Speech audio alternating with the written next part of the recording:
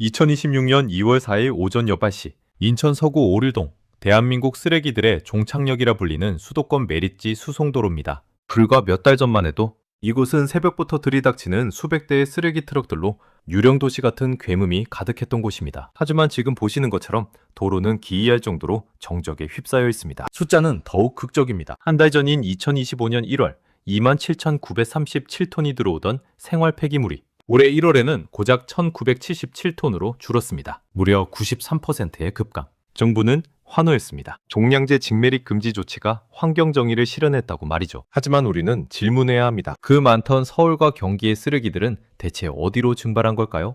과연 대한민국은 쓰레기 문제에서 해방된 걸까요? 아니면 더 큰 재앙을 지방으로 밀어내고 있는 걸까요? 사건의 발단은 2026년 수도권 생활 폐기물 직매립 금지였습니다. 종량제 봉투를 그대로 땅에 묻는 행위를 법으로 막은 것이죠. 취지는 훌륭했습니다. 매립지의 수명을 늘리고 토양 오염을 막자는 것입니다. 하지만 준비되지 않은 규제는 언제나 풍선 효과를 부릅니다. 수도권 지자체들이 선택한 길은 자체 소각이 아니라 지방으로의 원정이었습니다. 취재진이 수도권 66개 기초지방자치단체를 전수조사한 결과 충격적인 사실이 드러났습니다.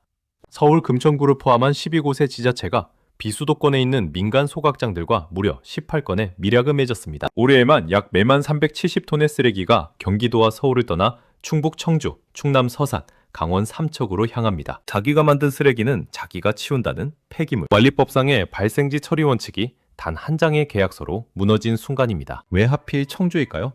청주는 이미 전국의 민간 소각시설 18%가 밀집된 곳입니다. 수도권 지자체들에게 청주의 민간 소각장은 가장 손쉬운 배설구였습니다. 서울의 고층 빌딩 숲에서 나온 세련된 쓰레기 봉투들이 고속도로를 타고 수백 킬로미터를 달려 청주의 평온한 농촌마을 한복판에서 타오릅니다. 주민들은 분노를 넘어 공포를 느낍니다. 밤마다 소각장 굴뚝에서 뿜어져 나오는 희뿌연 연기.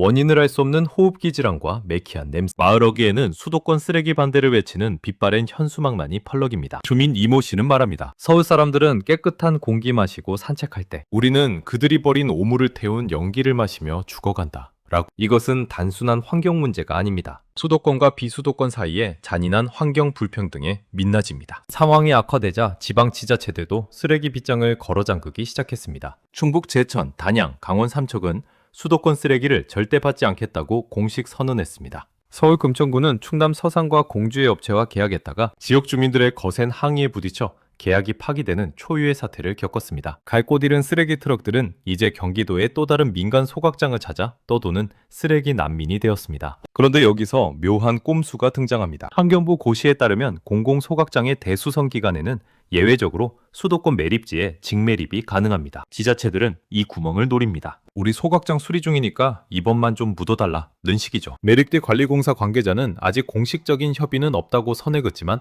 현장에서는 벌써부터 대수선을 빌미로 한 직매립 시도가 감지되고 있습니다. 법의 취지를 무력화하는 소리 없는 전쟁이 벌어지고 있는 것입니다. 이 모든 과정에는 엄청난 세금이 투입됩니다. 수도권 내에서 처리하면 들지 않았을 장거리 운송비, 민간업체에 지불하는 천문학적인 소각 수수료, 그리고 파괴된 환경을 복구하는 데 드는 보이지 않는 비용까지.